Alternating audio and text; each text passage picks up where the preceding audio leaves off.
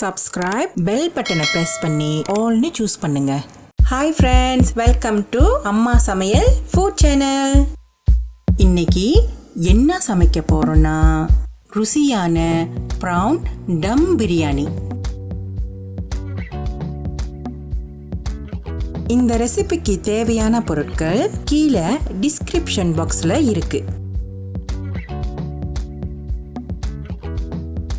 நான் இன்னைக்கு 2 கிலோ அரிசிக்கு பிரியாணி செய்யறதுனால ஒரு பெரிய பானையா எடுத்துக்கிறேன். இந்த பிரியாணி பானையை நான் பத்து கேவ்ஸ்ல தைப்பூசம் டைம்ல வாங்கினேன். நான் இங்க 1.5 கப் அளவுக்கு எண்ணெய் ஊத்திக்கிறேன்.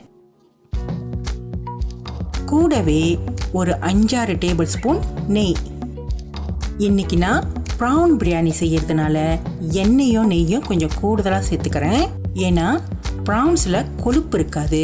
அப்போ நம்ம பிரியாணி எண்ணெய் குறைவாக பாய்க்கும் போது பிரியாணி ரொம்ப ட்ரை ஆயிரும்.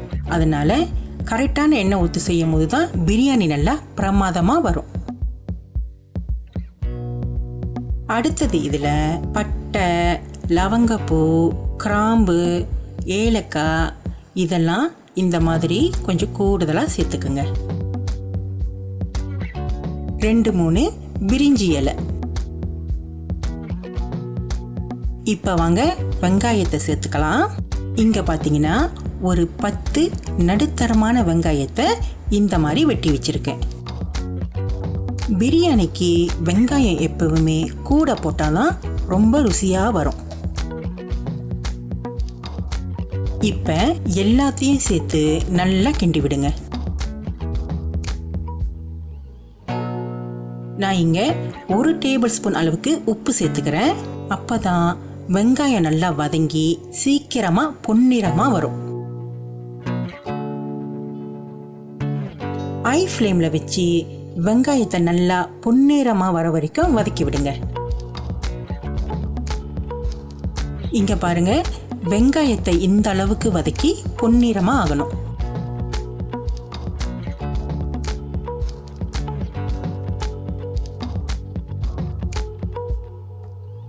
ஒரு கட்டு மல்லி இலைய பொடுசா வெட்டி சேர்த்துக்குங்க.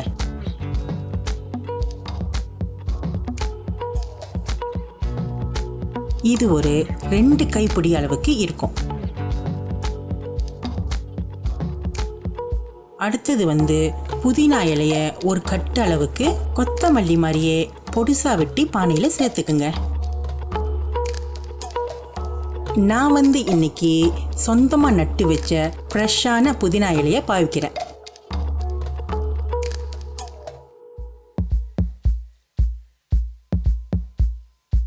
ரெண்டு பண்டான் இலைய இந்த மாதிரி அளவுக்கு வெட்டி சேர்த்துக்குங்க. பிரியாணிக்கு பச்சை மிளகா ரொம்ப முக்கியம். ஒரு 10 பச்சை மிளகாவை லேசா கீறி விட்டு சேர்த்துக்கிறேன். இந்த பிரியாணிக்கு ஒரு தனி ருசி கொடுக்கும். இப்ப எல்லாத்தையும் லேசா வதக்கி விடுங்க. அடுத்தது ஒரு 7 டேபிள் ஸ்பூன் அளவுக்கு இஞ்சி பூண்டு விழுது சேர்த்துக்கிறேன்.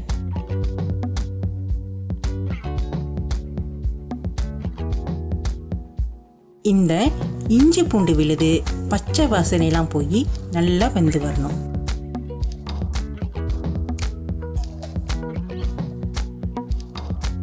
இப்ப வாங்க மசாலா தூள்களை சேர்த்துக்கலாம். 4-5 டேபிள் ஸ்பூன் பட்டை மிளகாய் தூள். உங்களுக்கு உரப்பு கொஞ்சம் கூடுதலா வேணும்னா இன்னும் கொஞ்சம் பட்டை மிளகாய் தூளை சேர்த்துக்கலாம். 2 டேபிள் ஸ்பூன் அளவுக்கு கரம் மசாலா தூள். இந்த கரம் மசாலா நல்ல ஒரு வாசம் தரும்.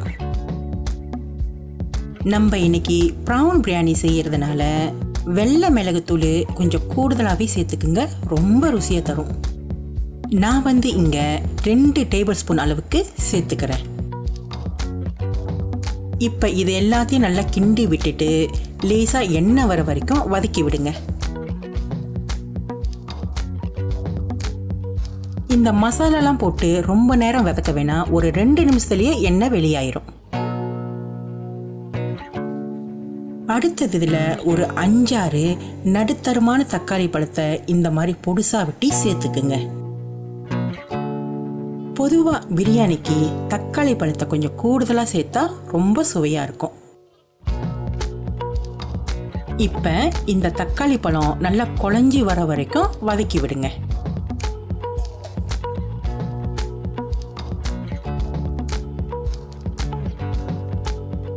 இந்த பிரியாணிக்கு கலர்லாம் எதுவும் சேர்க்காம வெறும் இந்த மசாலா தூள்லையே நல்லா வதக்கி விடுங்க. இதில் சேர்த்த மசாலா தூள்லையே பிரியாணிக்கு ஒரு நல்ல கலர் கிடைக்கும். அடுத்தது 1.5 கப் அளவுக்கு தயிர் சேர்த்துக்கிறேன். நல்லா கெட்டியான தயிராக சேர்த்துக்குங்க. பிரியாணி நல்லா சாஃப்டாக வரும். இப்போ இதை ஒரு 5-6 நிமிஷத்துக்கு நல்லா கிண்டி விட்டு வேக விடுங்க.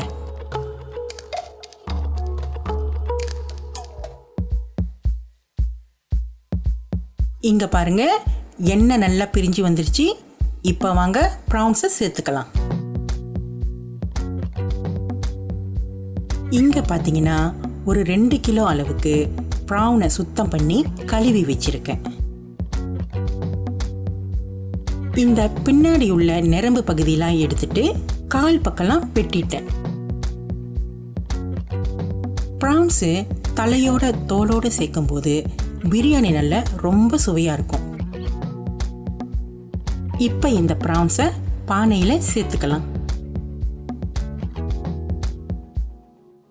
இதுக்கப்புறம் இதை பார்த்து மெதுவாக கிண்டுங்க. ப்ரான்ஸோட தலையெல்லாம் தனியாக பிரிஞ்சு வராமல் பார்த்து மெதுவாக கிண்டுங்க.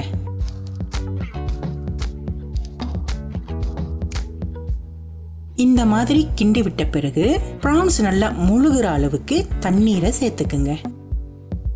ரொம்ப நிறைய சேர்த்துக்காதீங்க, ஏன்னா ப்ரான்ஸ்லையும் தண்ணி விடும். நீங்கள் 1 கிலோ செய்கிறீங்களோ இல்லை 2 கிலோ செய்கிறீங்களோ அளவு ப்ரான்ஸ் நல்லா மூழ்கி இருக்கணும். தண்ணியெல்லாம் சேர்த்து நல்லா மிக்ஸ் பண்ணி விட்டாச்சு. இப்போ வாங்க அடுத்த பொருட்களை சேர்த்துக்கலாம். நாங்கள் பிரியாணி கொஞ்சம் உரப்பாக சாப்பிட்றதுனால ஒரு 10 ஊசி மிளகாவை சேர்த்துக்கிறேன். கூடவே வீட்டில் நட்டு வச்ச சில்லி பெப்பரும் சேர்த்துக்கிறேன். நல்லா உரப்பாக இருக்கும். உங்களுக்கு உரப்பே வேணான்னா ஊசி மிளகாவை சேர்த்துக்காதீங்க. அடுத்தது ஒரு முழு எலுமிச்சம் பழச்சாறை இந்த மாதிரி பிழிஞ்சி விட்டுக்குங்க. நான் 2 கிலோ பிரியாணி செய்யறதுனால ஒரு எலுமிச்சம் பழச்சாறு கரெக்டாக இருக்கும். இப்போ ஒரு பெரிய டேபிள் ஸ்பூன் அளவுக்கு உப்பு கொஞ்சம் நிறைய சேர்த்துக்கிறேன். இந்த குழம்புக்கு உப்பு லேசாக கரிக்கிற மாதிரி இருக்கணும். இப்போ இதை நல்லா கிண்டி விட்டு மூடி போட்டு கொதிக்க விடுங்க. இது கொதிக்க ரொம்ப நேரம் ஆகாது. ஒரு 5 நிமிஷத்துலேயே நல்லா கொதிக்க ஆரம்பிச்சிடும். இங்க பாருங்க, இந்த குழம்பு நல்லா தளன்னு கொதிக்குது. இந்த மாதிரி கொதிக்க ஆரம்பிச்சோன்னே தீயை கொஞ்சம் மெதுவாக வச்சுக்குங்க. அடுப்பை அடைக்கக்கூடாது. இந்த குழம்பு அப்படியே சூடோடு தான் இருக்கணும். அடுத்தது வாங்க பாஸ்மதி ரைஸை ரெடி பண்ணிக்கலாம். பொதுவாக நான் பிரியாணி செய்யும் போது இந்த பிராண்ட் பாஸ்மதியை தான் நான் பாய்ப்பேன். இங்கே பார்த்தீங்கன்னா ஒரு 2 கிலோ பாஸ்மதி அரிசியை பானையில் கொட்டி வச்சுருக்கேன். இதை சுத்தமாக கழுவிட்டு தண்ணி மூழ்கிற அளவுக்கு ஒரு அரை மணி நேரம் ஊற வைங்க. இந்த அரிசி ஊற வைக்கிற ஸ்டெப்பு வெங்காயத்தை போட்டு வதக்கும் போதே ரெடி பண்ணி வச்சிருங்க. அப்பதான் டைமிங் கரெக்டா வரும்.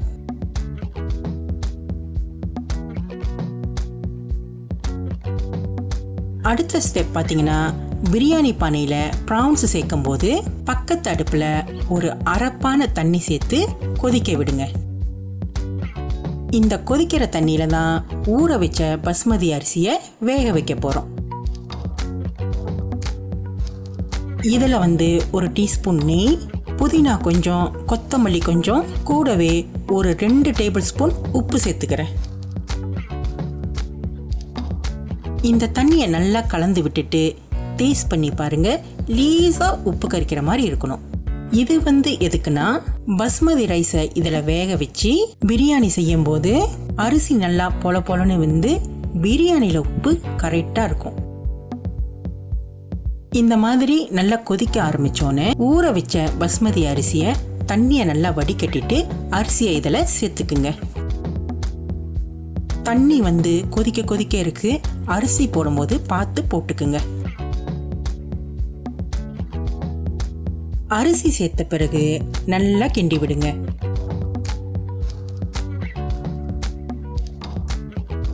நெருப்பு நல்லா கூட வச்சு இந்த மாதிரி ஒரு கொதி வரணும்.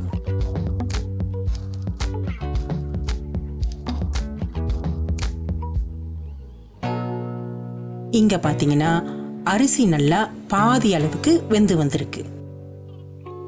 இதுதாங்க பதம். அரிசி பாருங்க நல்லா பொல பொலன்னு வெந்து வந்திருக்கு. இப்ப இந்த பாதி வெந்த பிரியாணி அரிசியை பானையில சேர்த்துக்கலாம். பக்கத்துல பாத்தீங்கன்னா பிரான் குழம்பு மெதுவான தீயில கொதிச்சுக்கிட்டே இருக்கு. இப்போ இதுல பஸ்மதி அரிசிய கொஞ்சம் கொஞ்சமா வடிகட்டி கொட்டிக்கிங்க.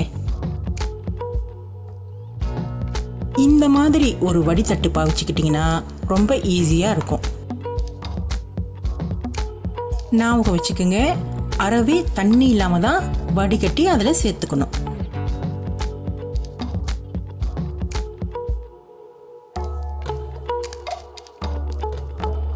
எல்லா பஸ்மதி அரிசியும் பானையில சேர்த்தாச்சு. இப்ப இத மெதுவா கிண்டி விடுங்க. நான் ஒரு டிப்ஸ் தரேன். அரிசியை கிண்டும் போது இந்த மாதிரி சைட்லேருந்து கிண்டி விடணும். அப்பதான் அரிசி உடையாம இருக்கும். இங்க பாருங்க, இந்த மாதிரி எல்லாத்தையும் சேர்த்து நல்லா மிக்ஸ் பண்ணி கிண்டி விடணும். இங்க பாத்தீங்கன்னா அரிசி வேக வச்ச தண்ணியை கொஞ்சம் தனியா எடுத்து வச்சிருக்கேன். இதை அங்கங்க கொஞ்சம் ஊத்தி விட்டுக்கிறேன். எல்லா தண்ணியும் ஊத்திராதீங்க, கொஞ்சமா ஊத்தினா போதும். இதை நல்லா பாருங்க. இந்த அரிசி தண்ணி எதுக்கு ஊத்துறேன்னா கொஞ்சம் தண்ணி குறைவா இருக்கிற மாதிரி இருக்கு. அதனாலதான் கொஞ்சம் தண்ணி சேர்த்துக்கிறேன்.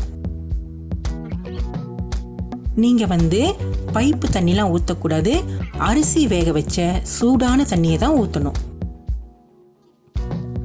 இதை இந்த மாதிரி கிண்டி விட்டுட்டு மேலே பரப்பி விட்டுக்குங்க.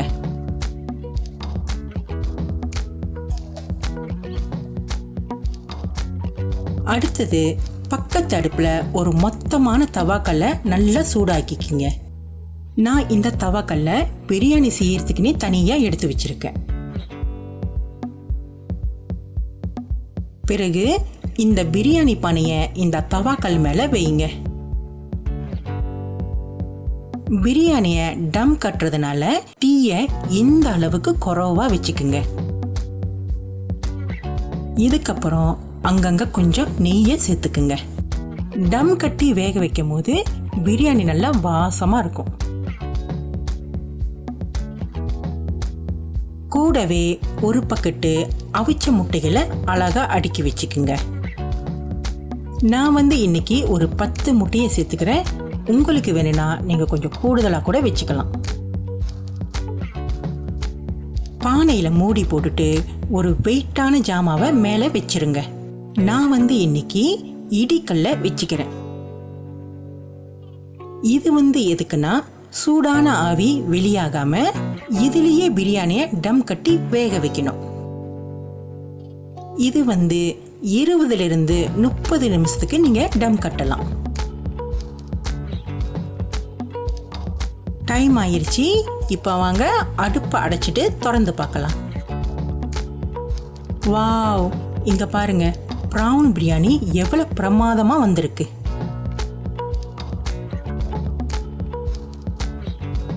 பிரியாணி அரிசி உடையாம கரெக்டான பதத்துல வெந்து வந்திருக்கு. சுட சுட பிரான் டம் பிரியாணி ரெடி ஆயிருச்சு. பிரியாணி நீங்க கிண்டும் போது எப்போதுமே சைட்ல இருந்து தான் கிண்டி விடணும். அப்பதான் இந்த பிரியாணி சோறு உடையாம உதிரி உதிரியா வரும். நான் இன்னைக்கு 2 கிலோ பாஸ்மதி ரைஸ் யூஸ் பண்ணி பிரியாணி செஞ்சுருக்கேன். இது ஒரு 10-13 பேர் சாப்பிடலாம். நீங்கள் 1 கிலோ செய்ய போகிறீங்கன்னா எல்லா பொருட்களையும் பாதி அளவுக்கு குறைச்சிக்குங்க. இந்த ப்ரான் பிரியாணியை சுட சுட வாழை இலையில போட்டு சாப்பிடும்போது தண்ணி ருசி தாங்க. நான் கொஞ்சம் கொஞ்சமாக பரிமாறும் போது ஆவி பாருங்க சுட சுட எப்படி பறக்குதுன்னு. இந்த பிரியாணியை சில சைட் டிஷ்ஷோட வச்சு சாப்பிட்டா இன்னும் ருசியாக இருக்கும். இங்கே பார்த்தீங்கன்னா பொரிச்ச ப்ரான்ஸை வச்சுருக்கேன். கூடவே முறுமுறுன்னு 2 அப்பளம். போன ரெசிபி வீடியோ பார்த்தீங்கன்னா இந்த கத்திரிக்காய் தொக்கு இந்த பிரியாணிக்காகவே ஸ்பெஷலாக செஞ்சுருப்பேன். அதையும் சேர்த்துக்கலாம். இந்த கத்திரிக்காய் தொக்கை இந்த பிரியாணியோடு வச்சு சாப்பிடும்போது சொல்கிறதுக்கு வார்த்தையே இல்லை, அவ்வளோ ருசியாக இருக்கும். பிரியாணிக்கு வெங்காய ரைத்தா இல்லாமல் முடியுமா? அதையும் சேர்த்துக்கிறேன். அப்புறம் முட்டை இல்லாமல் ஒரு பிரியாணியா, அதையும் சேர்த்துக்கிறேன். இங்க பாருங்க, பார்க்கவே எப்படி செம்மையா இருக்கு. யாருக்கு இதை இப்ப ஒரு கட்டு கட்டணும் போல ஆசையா இருக்கோ கீழே கமெண்ட் பண்ணுங்க. நீங்களும் மறக்காம இந்த அட்டகாசமான இந்த ரெசிபியை செஞ்சு பார்த்து குடும்பத்தோட என்ஜாய் பண்ணுங்க. லைக், ஷேர், சப்ஸ்கிரைப், பெல் பட்டனை ப்ரெஸ் பண்ணுங்க. எங்கள் சேனலை சப்போர்ட் பண்ணுற எல்லா மக்களுக்கும் ரொம்ப ரொம்ப நன்றி. கமெண்ட் பண்ண மறந்துடாதீங்க. அடுத்த வீடியோவில் பார்க்கலாம். பாய்.